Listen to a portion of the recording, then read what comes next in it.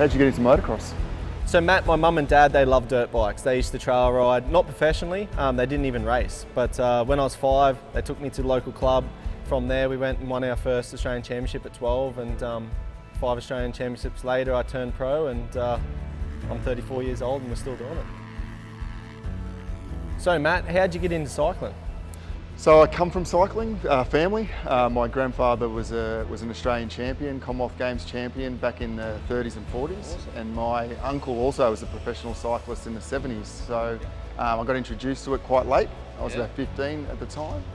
But yeah, quickly enjoyed it and thought there's something about this sport that I like.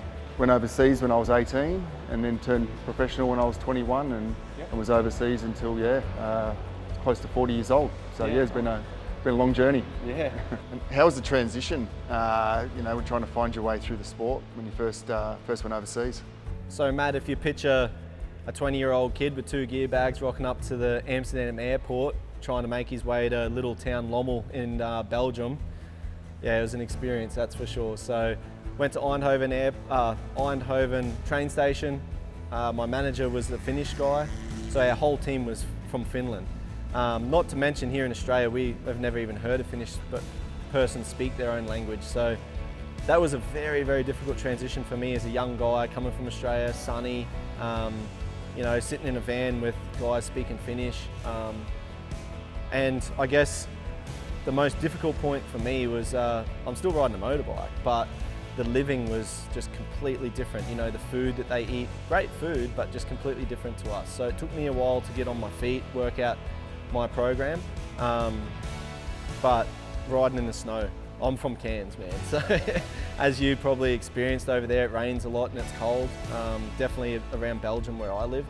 So we would go in the winter months down to Spain, a lot of cycling teams down there, so I'd jump on some bunches and have a pedal, but yeah, that was probably my hardest transition, was riding in the snow. And they're mongrels over there, World Championship, they're hard men to race against. And I guess I grew up really quick. I got on the box in my first ever World Championship GP, and I was 6th in the World Championship. So it was something that I'm very proud of, and that I could, I had that mongrel in me to try and adapt and move forward. But I guess that's what's got me through now to running a team and want to be still involved in the sport.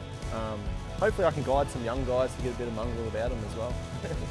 So Matt, what was it like as a young Aussie guy heading over to Europe and competing in your first races?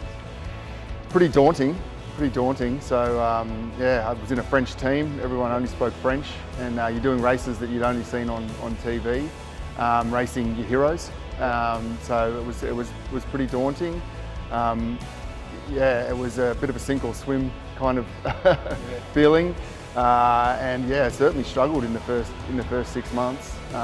But slowly started to find my feet and find some friends in the bunch, and career progressed from there.